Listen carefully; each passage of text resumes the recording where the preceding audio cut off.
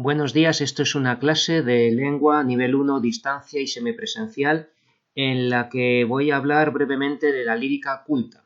La lírica popular la vimos en las clases anteriores, sobre todo con este tipo de lenguaje lleno de exclamaciones, interrogaciones, paralelismos y anáforas y símbolos, donde os puse unos cuantos símbolos que remitían en muchos casos a la poesía amorosa, incluso con un tono erótico. Habíamos hablado del amor en la juventud, del disfrute amoroso, la satisfacción amorosa con el agua de la fuente y del río, en los tópicos o convenciones que había de la morena y la pálida o la blanca, ¿no? Donde la chica morena era la que tenía experiencia amorosa, mientras que la blanca era la que es más bien virgen y delicada.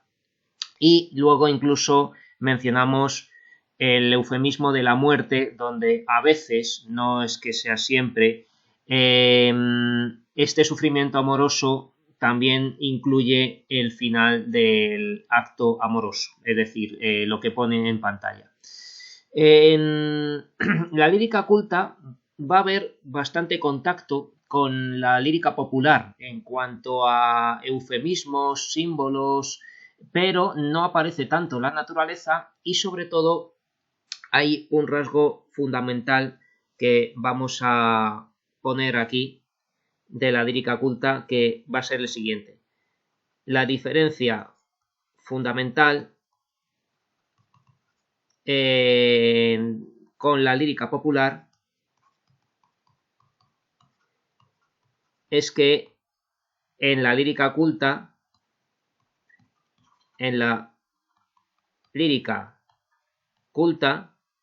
el protagonista, por así decir, de los poemas es masculino.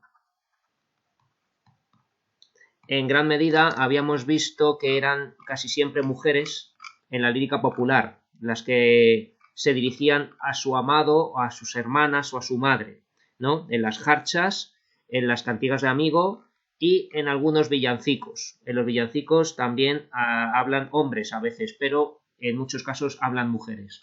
Sin embargo, la lírica culta va a ser casi siempre un hombre el que se expresa.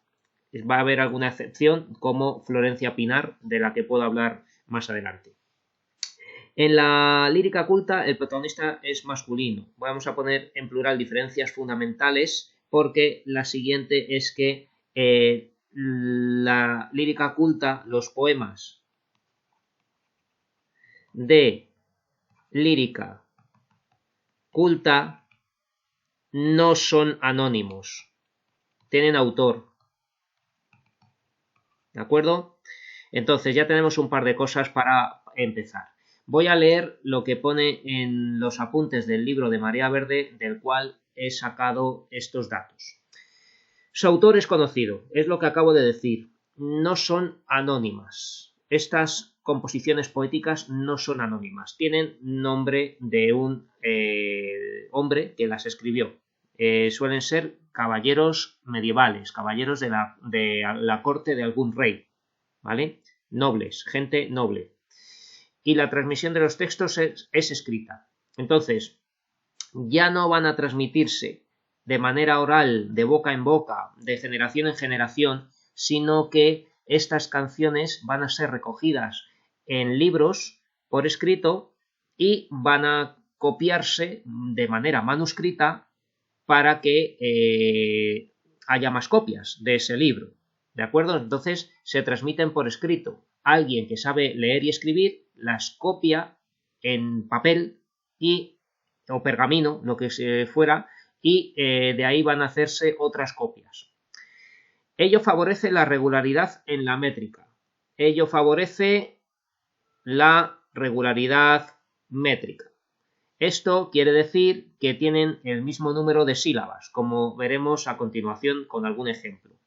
Es frecuente que se traten temas similares a los que encontramos en la lírica popular, ¿vale? Podemos incluir aquí este dato, temas similares a los de la lírica popular, es decir, sobre todo amor. Amor con todas sus variantes: sufrimiento amoroso, desengaño amoroso, decepción amorosa, distintos tipos de amor, ¿no? Disfrute amoroso, ¿vale?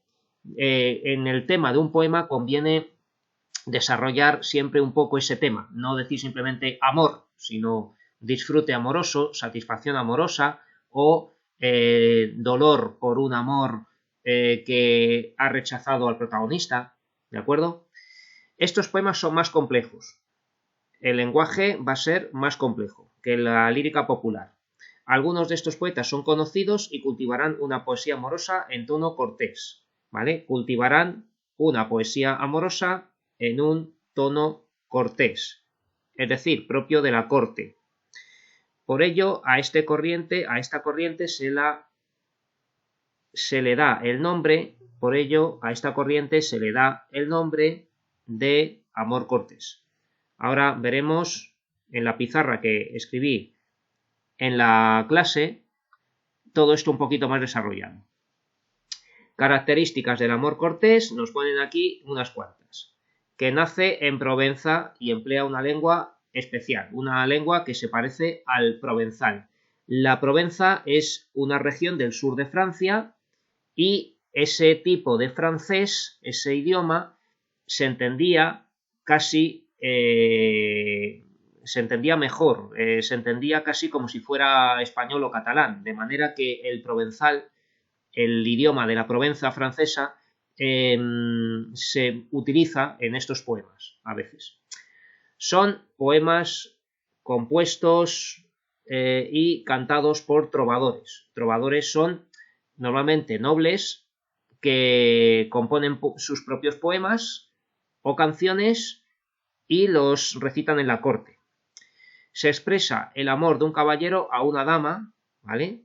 Se expresa el amor de un caballero a una dama que suele mostrarse ingrata, y esto es muy importante. Una dama ingrata, es decir, que suele rechazar los amores. Y este caballero a esta dama le ofrece su servicio, a la que ofrece su servicio, como si fuera un señor feudal. Esto es lo más importante del amor cortés. Estos poemas se recitan principalmente en la corte. Vale, esto viene al caso con este de ser amor cortés y además por ser compuestos por trovadores que son gentes de más o menos cierto reconocimiento social, pueden ser nobles de alta o baja cuna, pero normalmente alguien a quien le dejen ir a la corte a recitar poemas, por lo tanto no son un cualquiera. Y aquí nos hablan de Jorge Manrique, Juan de Mena y el Marqués de Santillana. Jorge Manrique, Juan de Mena y el Marqués de Santillana, que son poetas que siguen esta tendencia, que los estudiaremos en el siglo XV. Son autores del siglo XV, que fue el momento de mayor apogeo de este estilo, de esta corriente. En las cantigas de amor gallego-portuguesas también es el caballero el que lamenta el desdén de la dama. Las cantigas de amigo, no sé si recordáis o recuerdan ustedes que cuando estábamos viendo las cantigas de amigo, casi siempre era una mujer que se dirige a su amigo o que habla de su amigo, de su amado. Pero había una versión que creo que viene por aquí, donde ponía aquí que también existían, esto lo resalto ahora para que lo vean ustedes, en la página 9 de los apuntes también existen cantigas de amor, donde es el caballero el que se lamenta por el desdén de la dama, ¿vale? Entonces esto es un precedente de lo que estamos viendo ahora, de la lírica culta, porque aunque esto fuera de estilo popular, tenía el mismo tono y un estilo muy parecido al que veremos en estas composiciones cultas de caballeros en la corte, ¿vale? Entonces, vamos a la pizarra de la clase que hice el otro día para que vean ustedes los apuntes, pausen el vídeo y copien todo esto en sus cuadernos, ¿vale? Espero que entiendan mi letra y si no la entienden voy a leerlo muy despacio todo para que lo entiendan todo y puedan copiarlo. Bien, entonces esta clase del viernes 7 de febrero de 2025 trataba de la lírica culta, entre otras cosas, y hablábamos de todos los datos que hemos visto en los apuntes del libro, en los apuntes de aquí, pero con unos cuantos más que les doy yo. El autor es conocido en la lírica culta. No son poemas anónimos. Tienen el nombre de quien lo hizo. Transmisión escrita. Se transmiten por escrito. Se escribían y se hacían copias escritas. A alguien se le pagaba para que copiase esos poemas. Muchas veces un rey o alguien importante de una corte, alguien que tiene un castillo y que celebra reuniones para recitar poemas, se ocupa de que alguien los vaya copiando y que luego se recojan en un libro que se llama cancionero. Los cancioneros, ya los veremos en el tema siguiente, son unos libros que recogen, que recopilan todos estos poemas que recitan los poetas de amor cortés. ¿Vale? Bueno, lo siguiente, son poemas con regularidad métrica, con el mismo número de sílabas en los versos. ¿De acuerdo? Tienen el mismo número de sílabas en los versos que componen el poema. Ahora veremos un ejemplo. Puede que combinen versos de un cierto número de sílabas con otros de cierto número. Por ejemplo, versos de 8 sílabas y de 4 sílabas. Pero aún así sigue siendo regular, ¿vale? Porque el poeta se ha esforzado en contar las sílabas de los versos. Lenguaje algo complejo. Se juega con las palabras, ¿vale? Por así decir. Es un lenguaje un poco más complicado de entender que el de los poemas populares, el de las cantigas de amigo o las jarchas, que eran muy facilitos. Siempre era una chica que se quejaba, que sufría de amor y se lo contaba a alguien, a su madre, a las hermanas o quien fuese. En cambio aquí, el caballero, que es el que habla, se expresa con un lenguaje un poco complicado, jugando con los conceptos, haciendo como casi adivinanzas o combinaciones de palabras que para entenderlas hay que pensar, ¿vale? Entonces esto es algo que destacaba en la corte, porque al hacer algo complicado la gente se esforzaba en entenderlo y aplaudían porque era un poema hecho de manera difícil, porque es más difícil hacer algo así que un poema muy fácil, ¿vale? Entonces, por eso el lenguaje es complejo.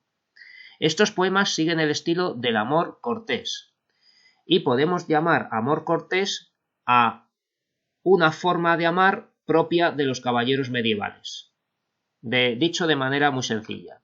Es una especie de moda, pero que era también algo que se llevaba a cabo en la práctica. Era una forma de amar de los caballeros medievales. ¿Y en qué consistía esta forma de amar de los caballeros medievales que plasmaban en sus poemas? Pues con todo esto que voy a enumerar.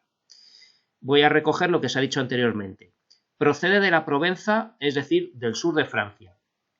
Es más o menos de ahí, de donde irradia a España y a Italia. Sobre todo pasa por Cataluña y por el norte de Italia, ¿vale? Entonces, el amor cortés provenzal viene de la Provenza y llega a España a través de Cataluña, de Aragón y al resto de España, no se puede hablar de España, de Castilla y los demás reinos peninsulares. Los poemas los componen los propios nobles, que cuando son conocidos como poetas se llaman trovadores. Un trovador es alguien que compone sus propios poemas y los recita en público, ¿vale? Un trovador, como os digo, suele ser un noble también. Hubo incluso un rey de Portugal que fue trovador, ¿vale?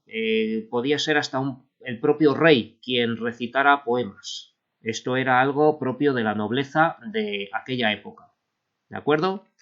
Los poemas los componen los propios nobles, que cuando son conocidos como poetas se definen como trovadores. Se dirigen a una dama que suele ser ingrata, que rechaza los amores. Una dama ingrata, que en francés se podía llamar así, esto de dame sans merci, ¿vale? Es una dama sin compasión, por así decir, ¿vale? Una dama ingrata. Se dirigen a la dama como si fuera un señor feudal a quien rendir obediencia o vasallaje, ¿vale? Se dirigen a la dama como si fuera alguien a quien deber la lealtad o a quien ser obedientes. Ellos se ofrecen como siervos, como vasallos. Ellos dicen, yo soy vuestro vasallo, ¿de acuerdo? Es la manera de conquistar a la dama por este método del amor cortés. Es todo muy elegante, ¿vale? Pero es también algo que la Iglesia veía como pecaminoso por lo que vamos a decir a continuación. Porque, entre otras cosas, este tipo de amor también se podía concebir como una religión de amor. Se ama con devoción casi religiosa. Se ama con una especie de fidelidad, lealtad, fe, esperanza, ¿no? Con conceptos que tienen que ver con la religión. Es una manera de amar devocional casi. Ellos son devotos de su dama, además de vasallos. ¿De acuerdo? Entonces, la religión de amor es otra de las características del amor cortés. La cortesía, por supuesto, es otra de las características del amor cortés. Esto de cortesía tiene dos sentidos, para entendernos, que es propio de la corte, como estamos diciendo, y respetuoso, educado, ¿no? La cortesía, ¿vale? Todo el mundo sabe lo que es comportarse de manera cortés, ser cortés o decir algo con cortesía, ¿vale? Entonces tiene esta doble vertiente, propio de la corte y respetuoso. Y luego, por último, hay un dato un poco escabroso, pero que este amor suele ser un amor adúltero. El adulterio es otra de las características propias del amor cortés porque se solía amar a la mujer de otro, a una mujer casada o a una mujer que desde luego no era la propia. Los caballeros solían estar ya casados, las damas solían estar ya casadas, porque los matrimonios en la nobleza siempre eran concertados. Los matrimonios los decidían los padres, las familias, para mantener o enriquecer la herencia, ¿no? O proporcionar una dote a la otra familia y por lo tanto ahí había un acuerdo socioeconómico, ¿vale? Entonces los niños cuando se casaban, porque se casaban prácticamente de niños, o por lo menos la mujer era una niña, porque solían ser prácticamente mercancía, ¿no? Las mujeres en la Edad Media y en muchos tiempos anteriores y posteriores, cuando eran hijas de unos nobles o gente poderosa, mediante un matrimonio se acordaba pues una herencia, ¿no? Es decir, que luego esa familia que se iba a formar iba a heredar la parte de uno y de otro. Por lo tanto, se hacían matrimonios concertados por motivos económicos, ¿de acuerdo? Y solía ser muchas veces el hombre mayor y la chica bastante joven. Se casaba a alguien a lo mejor de 30 o 40 años con una chica de 15, ¿vale? Que luego quedaba viuda y se quedaba con todo, pero bueno, que también seguía siendo una situación desfavorable. Bueno, entonces esto, claro, al ser una mujer que se amaba de verdad, este amor era muy intenso, ¿vale? El adulterio no era algo feo, sino que para el caballero era una transgresión y una forma de expresar su libertad en el amor, porque amaba a la mujer que quería, no a la mujer que le habían impuesto, ¿vale? No sé si se me entiende con esto. El adulterio era un rasgo de libertad en este amor, por eso vas a tener tanta fuerza el amor cortés, ¿vale? El amor cortés es un amor libre y sincero, un amor que los caballeros querían vivir y por lo tanto se enfrentaban a las normas y se arriesgaban a ser descubiertos y castigados por ello. Y no digamos la mujer, ¿no?, que solía llevarse la peor parte. La metían a monja muchas veces si la veían acostándose con un caballero que no era su marido, o no era el que habían decidido los padres, ¿vale? Entonces, esto es el amor cortés, ¿vale?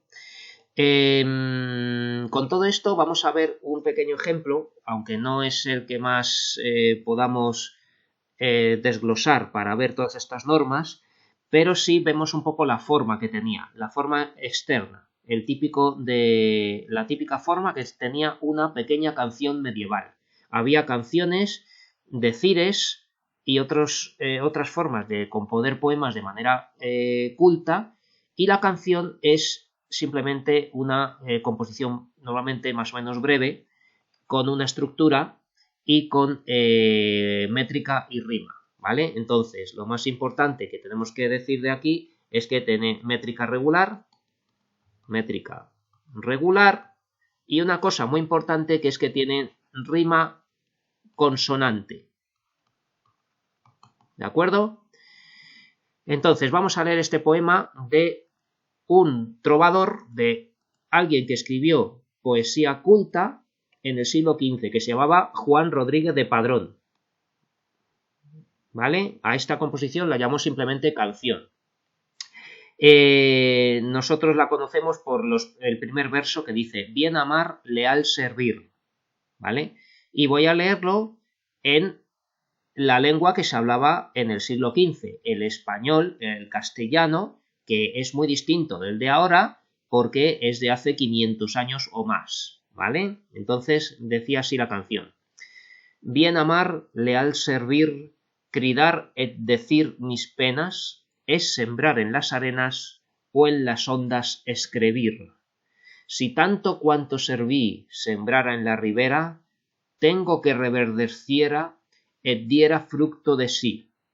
Et aún por verdad decir, si tanto cuanto escribiera, en la mar yo bien pudiera todas las ondas teñir. ¿Vale? Se entiende casi todo.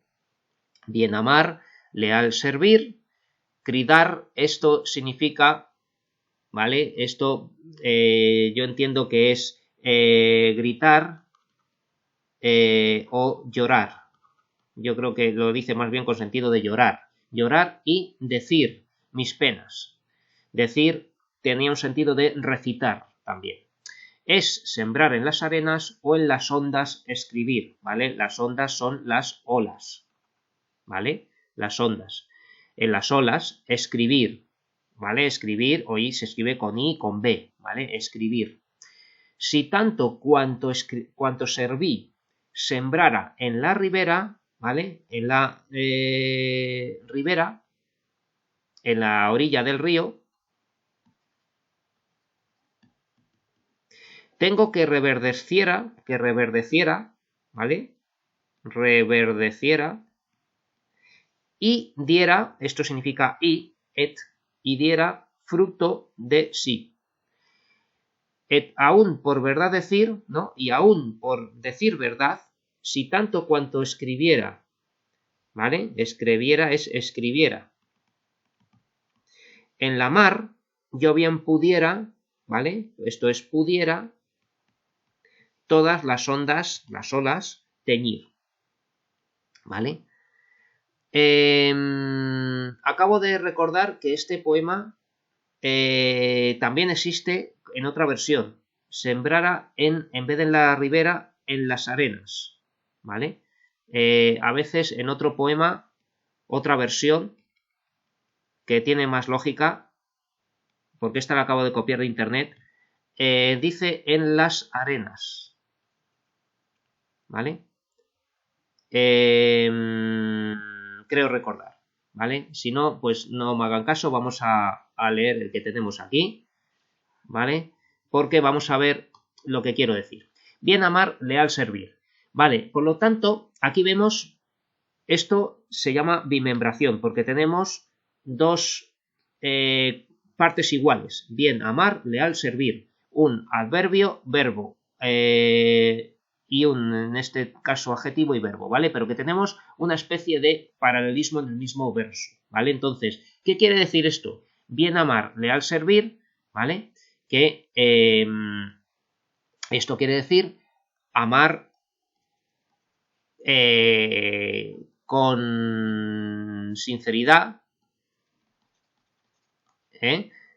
con lealtad, ¿vale? Con lealtad, ¿vale? Porque está diciendo que va a servir de manera leal a la vez que va a amar bien. Entonces estamos hablando de amor, ¿vale? Va a amar con sinceridad y con lealtad. Gritar y decir mis penas, ¿no? Gritar o decir mis penas, esto quiere decir que está, pues, expresar sus penas, expresar sus penas, su sufrimiento por amor, su sufrimiento por amor, ¿vale? Su sufrimiento por amor, ¿vale? Es sembrar en las arenas o en las ondas escribir. Ah, ahora ya veo, sí, el poema está bien, aquí es donde menciona las arenas. Es sembrar en las arenas o en las ondas escribir. Claro, ¿qué es lo que está haciendo? Está haciendo una metáfora porque está identificando con el verbo ser esta parte con esta otra, ¿vale? Amar con lealtad, ¿vale? Amar con lealtad es hacer algo inútil, hacer algo inútil, vamos a decir estéril, ¿vale? Algo que no tiene resultado, que no va a tener ningún provecho, ¿vale? Sin provecho, ¿vale? Porque dice, es sembrar en las arenas. ¿Y qué pasa? Que la arena es infértil, ¿vale? No es tierra, es arena, ¿vale? La arena es infértil. En la arena no se puede sembrar. No se puede sembrar en la arena del desierto ni en la arena de la playa, ¿vale? O en las ondas escribir, ¿vale? Escribir en las olas es inútil, ¿vale?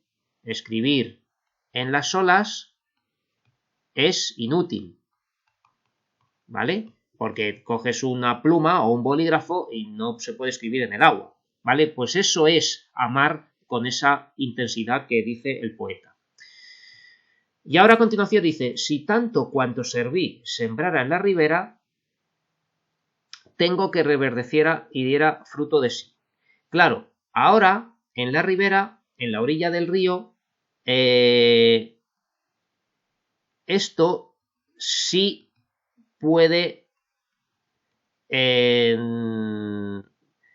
dar provecho, ¿vale? Esto sí puede dar provecho en la orilla del río. ¿Por qué? Porque está cerca del río y entonces ahí sí que puede nacer algo, ¿vale? Cerca del río.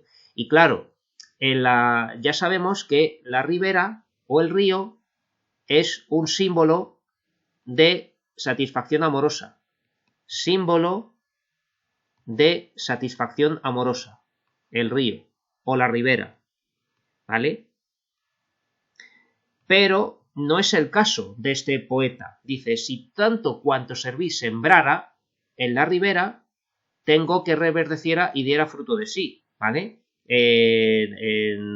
Daría lugar a un amor, daría lugar a un amor, ¿vale? Produciría amor, es decir, tengo que reverdeciera y diera fruto de sí, ¿vale? Porque si estuviera cerca del río, o sea, si hubiera posibilidad de satisfacción amorosa, todo lo que ha hecho serviría de algo, ¿vale? Entonces, todo esto quiere decir eso, que si todo su esfuerzo de enamorado tuviera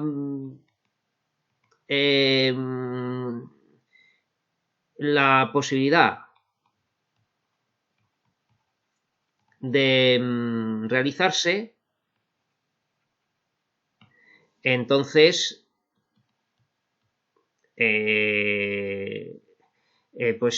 nacería el amor, nacería ese amor, ¿no? Pero no es así, pero no es así, ¿vale? Porque está diciendo que su manera de amar es inútil, porque está viendo que está sembrando en las arenas.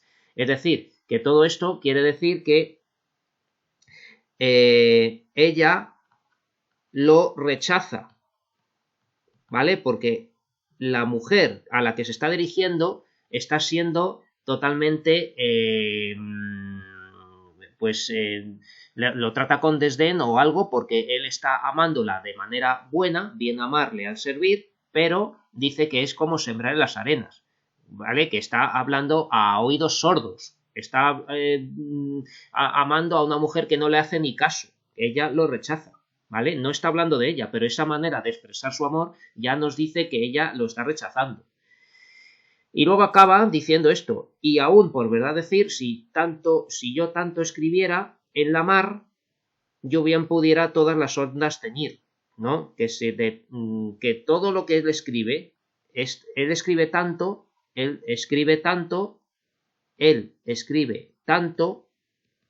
que podría llenar de tinta el mar, llenar de tinta el mar, ¿vale? Bueno, pues ahora, brevemente, lo tenía que haber hecho primero, pero me interesaba que entendiésemos primero el poema, ¿vale? Vamos a ver un poco esto de las sílabas, y no me voy a extender mucho porque es muy aburrido esto de contar sílabas, pero hay que hacerlo en los exámenes. Tenemos bien, amar, al servir, ¿vale? ¿Cuánto es esto? 1, 2, 3, 4, 5, 6, 7, pero esta palabra es aguda, entonces se suma una sílaba porque es aguda, entonces son 8, ¿vale? Cridar, decir mis penas. 1, 2, 3, 4, 5, 6, 7 y 8. Esta palabra es llana, entonces no hay que sumar ni restar, ¿vale? Entonces, vemos que todos son de 8. Es sembrar en las arenas 8. O en las ondas escribir. Y tenemos otra palabra aguda que sería más una sílaba y serían 8. Si tanto cuanto serví, también tenemos una palabra aguda, son 8. Sembrar en la ribera, 8. Tengo que reverdeciera y diera fruto de sí. Y aún por verdad decir, si yo tanto escribiera, en la mar yo bien pudiera todas las ondas teñir. ¿Vale? Son todos octosílabos, ¿vale? Son todos versos octosílabos. ¿Cómo es la rima? Pues la rima que yo antes os he dicho que es muy importante que sea rima consonante, ¿vale? Son versos octosílabos, ¿vale? Y tienen rima consonante. ¿Cómo es el esquema de la rima? Pues tenemos que servir, vamos a poner otro color para la rima, como el naranja. Servir rima con escribir, ¿vale? Entonces esto va a ser la A y la ponemos en minúscula porque son versos de arte menor, ¿vale? ¿Hay algo más que acabe en ir? No. Sí, decir. Decir y teñir. Entonces aquí tenemos 8A y 8A. ¿Vale? Acuérdense que el esquema de la rima es lo primero que encontremos que coincida con otra cosa, eso es la A. Lo siguiente que encontremos que coincida con otra cosa es la B. Entonces ahora tenemos penas que rima con arenas, ¿vale? Entonces esto es B. 8B, 8B. ¿Tenemos algo más que acabe en enas? Servir, ribera, reverdeciera, pudiera, no. Vale, pues seguimos avanzando con el poema. Y ahora tenemos serví, que es solamente una I, y va a rimar con sí, y ya está. Entonces serví va a ser la C, y sí va a ser la C. seguimos avanzando desde serví y tenemos ribera, que rima con reverdeciera. Entonces esto va a ser la D y la D. Ahora, no hemos terminado porque vemos que escribiera y pudiera también riman igual, con ribera y reverdeciera. Entonces esto es 8D y 8D. ¿De acuerdo? Entonces, el esquema de la métrica y la rima del poema es la siguiente. Lo vemos aquí, ¿no? El esquema de la métrica y la rima del poema es el siguiente. Tenemos 8A, 8B, 8B, 8A. Luego tenemos otra estrofa que es 8C, 8D, 8D, 8C. Y por último tenemos otra estrofa, ¿vale? Porque son 3 agrupaciones de 4 versos, ¿vale? ¿Vale? Vamos a poner aquí que son 3 estrofas de 4 versos cada una, ¿vale? Y nos queda la última, 8A, 8D, 8D, 8A, ¿vale? Aquí están de 3 en 3, esta es la primera, esta es la segunda y esta es la tercera, ¿de acuerdo? Entonces aquí ven el análisis métrico del poema y no se olviden de decir que es rima consonante. La métrica es regular, todos los versos son octosílabos y se dividen en 3 agrupaciones de 4 en 4, en 3 estrofas de 4 versos cada una. ¿De acuerdo? Pues esto costaba mucho hacerlo. Juan Rodríguez de Padrón era un gran poeta y tiene muchos poemas parecidos, ¿vale? Bueno, pues nada más, esto ha sido todo por hoy con la explicación de lírica culta. Ah, bueno, perdón, si me permiten voy a mostrarles también una mujer que había que era poeta de cancionero también, que escribía poemas de este estilo, ¿vale? Voy a ver si quiere abrirse esto, que está cargado el sistema, ¿vale? Que es Florencia Pinar, ¿vale? Voy a poner el poema más famoso, que es el de Las Perdices. Que, bueno, pues esta poeta, bueno, no sé, está la foto, esto es otra cosa, ¿vale? Que canta a unas perdices que le enviaron vivas, ¿no? Entonces dice así el poema, para que lo vean, a ver si quiere esto agrandarse. De estas aves su nación es cantar con alegría, y de verlas de bellas en prisión siento yo grave pasión sin sentir nadie la mía. ¿Vale? O sea que le regala unas perdices en una jaula y dice que su fin en la vida, digamos, su nación es como su finalidad, ¿no? Su razón de vivir, ¿vale? De estas aves su razón de vivir, su nación es cantar con alegría. Y de verlas en prisión siento yo grave pasión sin sentir nadie la mía. Es decir, que ella se identifica con las perdices que están encerradas porque quieren cantar y ser libres y ella siente grave pasión, grave sufrimiento, grave sensación de padecer, ¿no? Sin sentir nadie la mía. Nadie siente su sufrimiento. Ellas lloran que se vieron sin temor de ser cautivas. Ellas lloran, las perdices, que se vieron sin temor de ser cautivas. Y a quien eran más esquivas, esos mismos las prendieron. O sea, que trataban de huir del hombre, pero los hombres las capturaron, ¿no? Los humanos, ¿vale?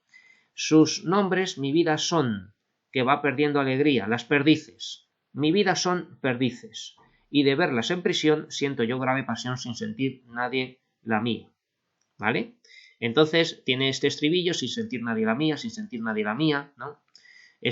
Tiene también estructura como los villancicos con cabeza, glosa y estribillo. Y Aquí lo que es muy curioso, que es muy gracioso, es que hay un símbolo que son las perdices, ¿vale? Las perdices, que solamente está en el título, ¿vale? Luego se refiere a ellas con pronombres, ellas, ¿no? Las perdices son unas aves que son un símbolo de amor con bastante frecuencia. Es decir, que no quiero decir promiscuidad, pero sí que las perdices tienen fama de reproducirse mucho y fácilmente, de copular mucho, ¿no? Es equivalente más o menos a los conejos, ¿vale? Entonces, ¿qué va a pasar? Pues que ella se va a identificar con las perdices. Está diciendo que sufre de abstinencia, de no tener amores, ¿vale? Por eso ella se identifica con las perdices, lo dice de una manera muy elegante, dice es cantar con alegría, ¿no? Pero bueno, las perdices pues lo que quieren son alegría y ella también y no la tiene, ¿vale? Entonces Florencia Pinar es una poeta de cancionero que también expresa algo de amor erótico con este sentido de las perdices que significan, que simbolizan un amor repetido, físico y de disfrute. ¿De acuerdo? Bueno, pues ahora sí, nada más. Paro la grabación y nos vemos en el siguiente vídeo.